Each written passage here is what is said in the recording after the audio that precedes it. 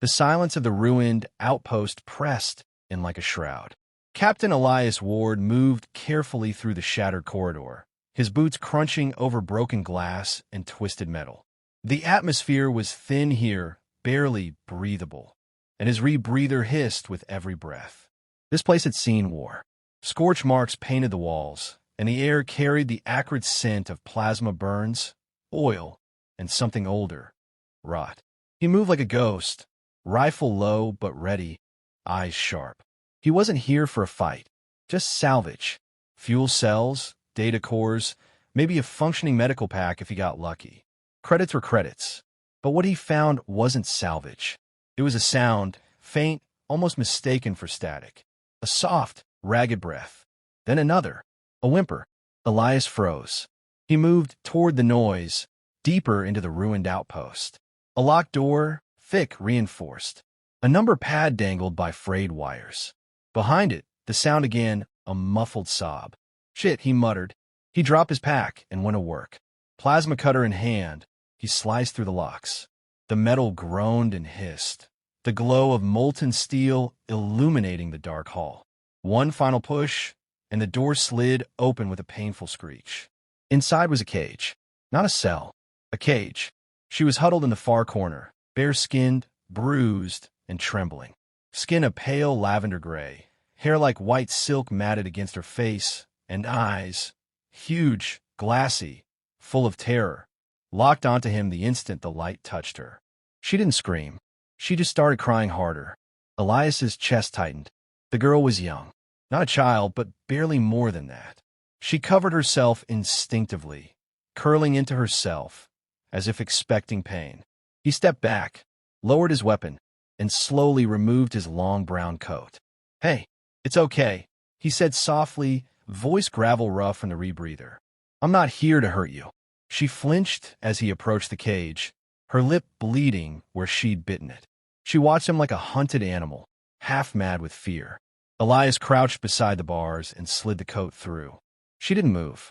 "I'm going to open it," he said, louder now. "Don't run. You'll die out here. I'm not like the others." He unlocked the latch, simple, magnetic. It clicked. The door creaked open. For a long moment, she didn't move. Then, like a whisper on the wind, she reached forward and snatched the coat, pulling it over herself, trembling hands clutching the fabric like it was armor. Her tears didn't stop. She made no sound but that of quiet, exhausted sobs. Elias sat down across from her, back against the opposite wall. He said nothing, just watched her, trying not to look too closely at the scars lining her thin limbs where the brand burned in her upper arm. A cruel symbol he didn't recognize. He didn't need to. This place had once belonged to the Vortani Syndicate, slavers, black marketeers, sadists. After the war, they picked at the bones of fallen worlds. Places like this became prisons, labs, markets.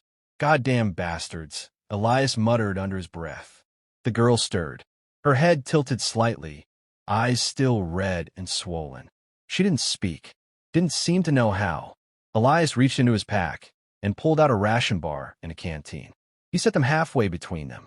"You need water and food. Can't help you if you starve to death." She stared at the items, unmoving. A long pause passed.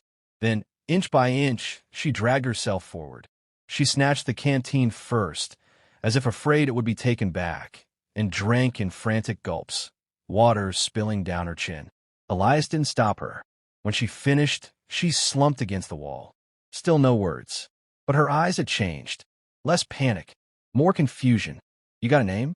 Elias asked. Silence. He nodded slowly. "Okay, that's fine. We'll get there." Outside, the wind howled, a dust storm approaching. Elias stood.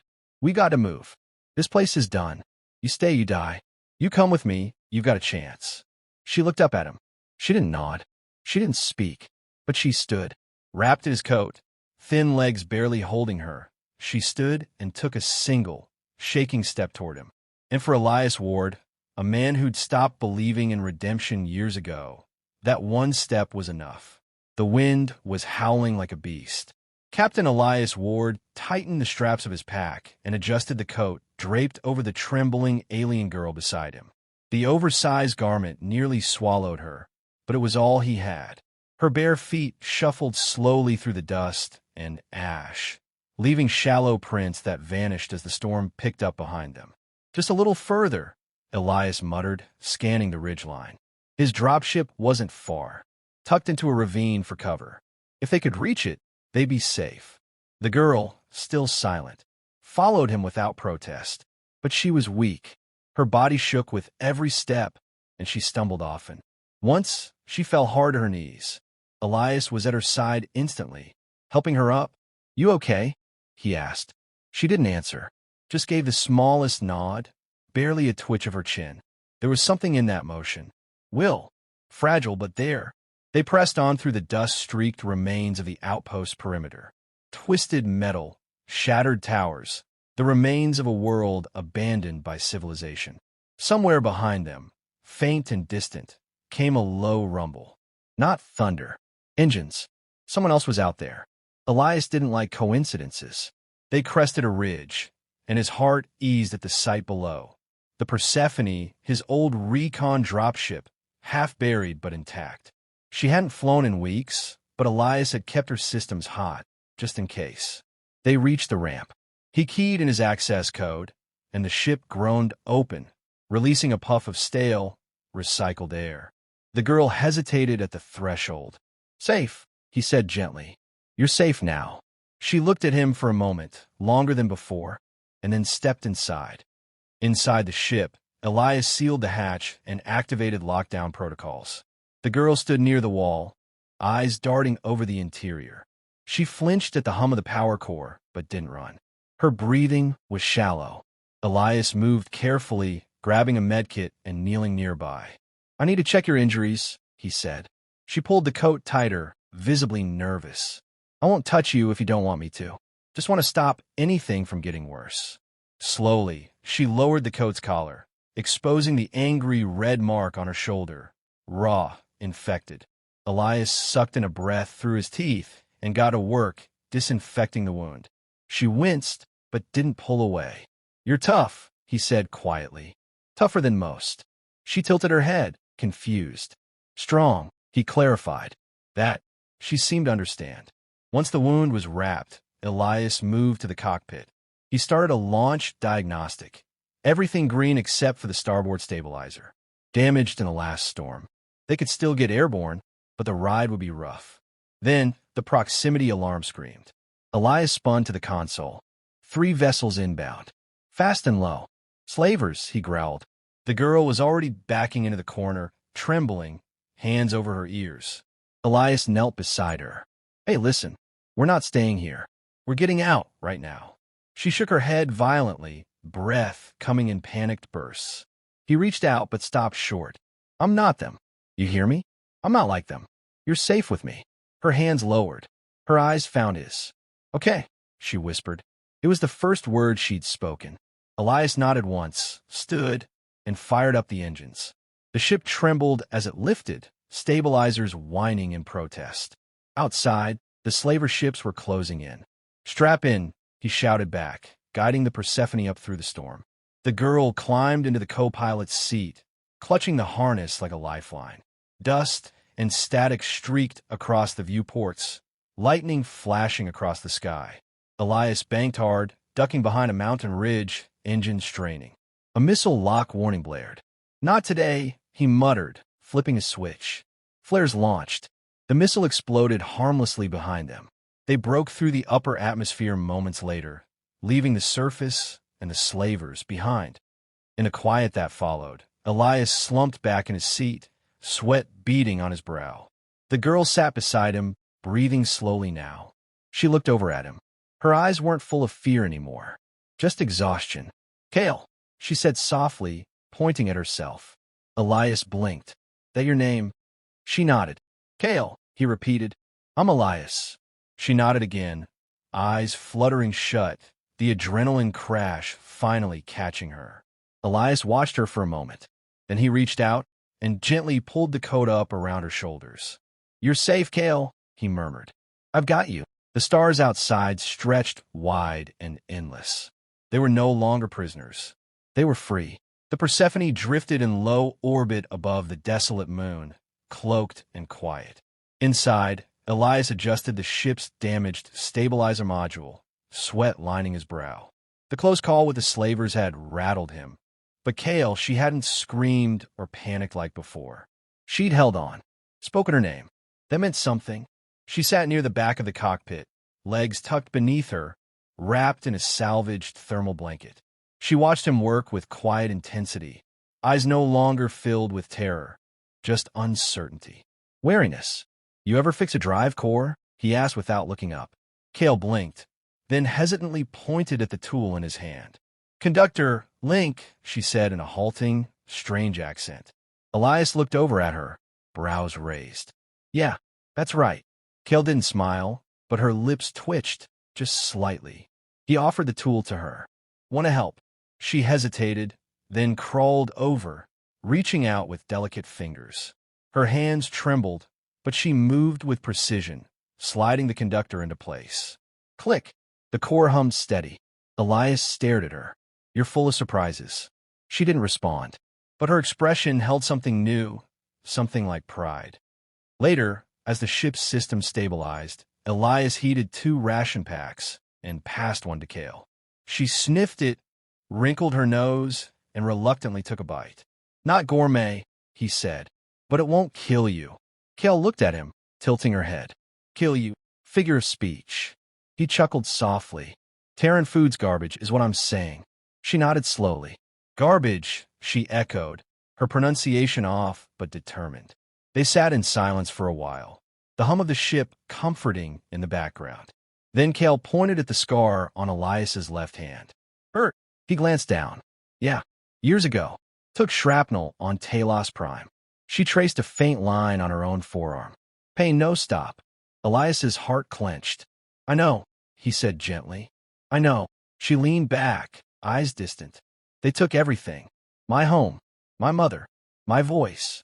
"You got your voice back now." Kael looked at him sharply. Small voice. "Still scared." Elias nodded. "Courage isn't being unafraid.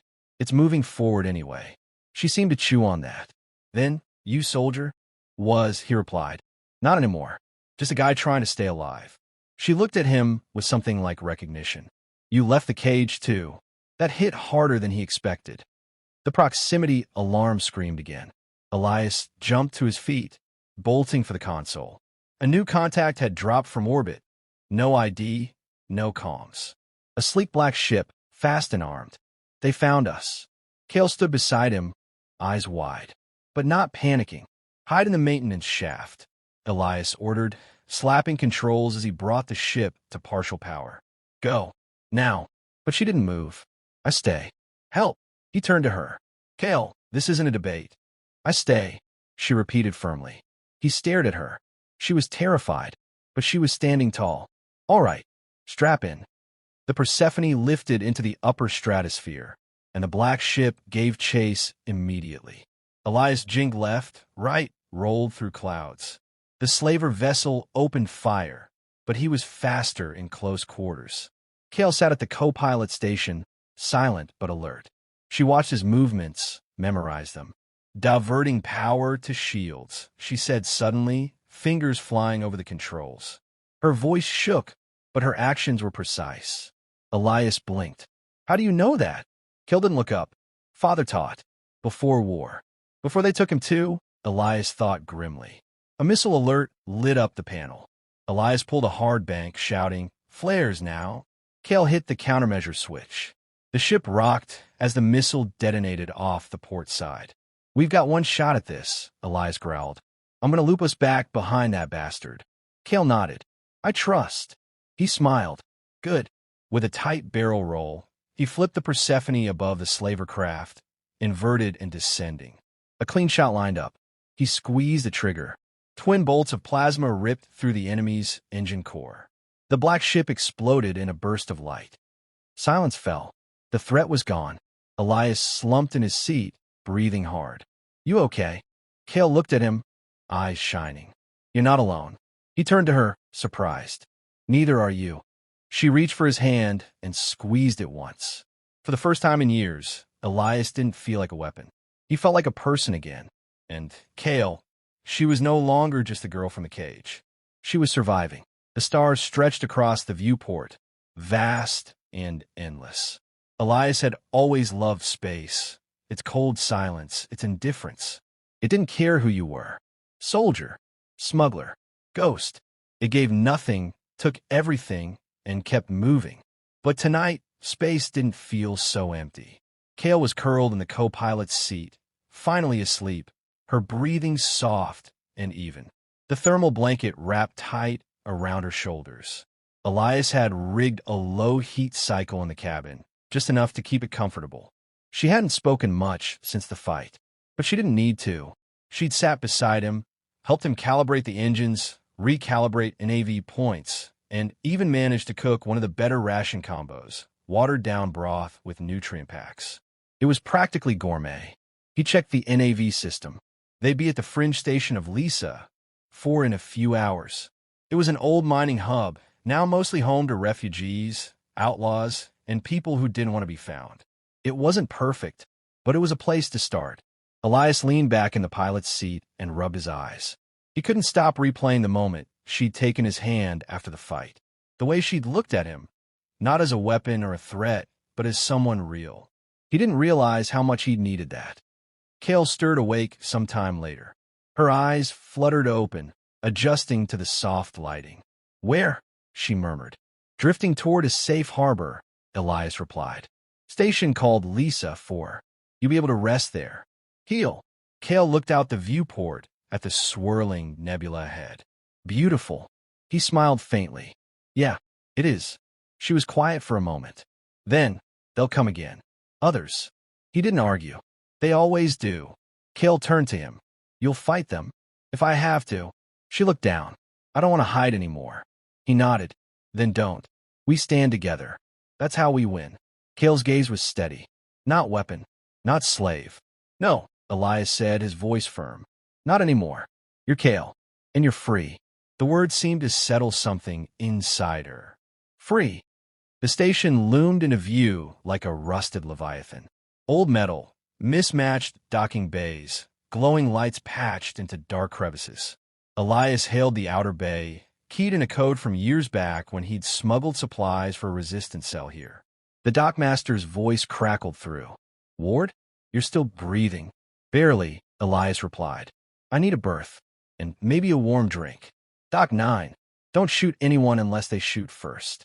"Copy that." The Persephone touched down with a low hum. Kael stood beside him, drawing the coat tighter. "You ready?" he asked. She hesitated, then nodded. They stepped out together into the noisy chaos of Lisa 4. Crowds moved in uneven rhythms. Humans, aliens, synths, traitors, and outcasts. No one looked twice at them. Here, everyone had scars. Everyone was running from something. Elias guided Kael through the market toward a contact he knew, an old medic named Varys. If anyone could help Kael, it was her. As they walked, Kael spoke quietly. "I used to sing. Before." He looked over. "Yeah? What kind of songs?" She shrugged. "Soft ones. Old. My mother's voice, mostly. I forgot the words." Elias slowed. "Sing anyway, even if it's just the sound. You don't need the words to remember who you are." She looked up at him, surprised. "You believe that?" "I do now." They reached Varys' med bay, a ramshackle setup buried behind a weapons stall and an old cargo lift. The older woman blinked in shock when she saw Elias. "You brought company," she said, eyeing Kael. "Looks like hell chewed her up and spit her back out." "She survived," Elias replied. "She needs a place. Medical care. Somewhere safe." Varys narrowed her eyes. "You trust me with her?" "She trusts me," Elias said simply. "That's enough." The medic studied Kael for a moment longer. Then she stepped aside. "Come in, kid. Let's patch you up." Kael paused at the threshold, then looked back at Elias. "You'll stay?" "I'm not going anywhere." She stepped inside. That night, Elias stood outside the med bay under flickering station lights, watching the stars through a cracked window. Kael was inside, sleeping in a real bed for the first time in who knew how long. Her wounds were being treated. She was safe. For now. He lit a stim stick and took a drag, exhaling slow. Tomorrow, the fight would continue. Somewhere out there, The slavers were regrouping, hunting.